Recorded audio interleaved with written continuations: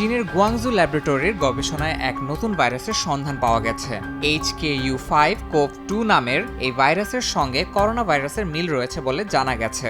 2 বছর আগে শেষ হওয়া করোনার পর বিশ্ব আরেকটি মহামারীর কবলে পড়তে পারে বলে শঙ্কা গবেষকদের।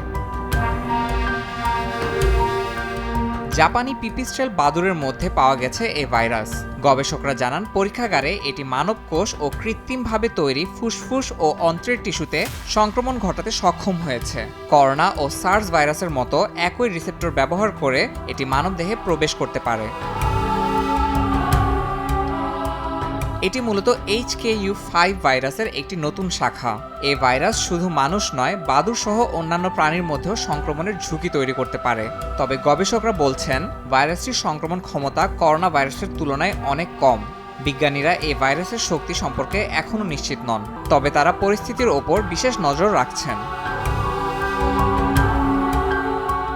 গুয়াংজু ল্যাবরেটরির প্রকাশিত গবেষণাপত্রে বলা হয়েছে, ভাইরাসটির উৎস ও বিবর্তন নিয়ে আরও গবেষণা প্রয়োজন।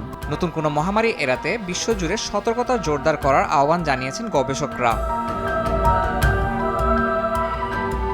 ইয়াসিন মোহাম্মদ জিসান, সময় সংবাদ।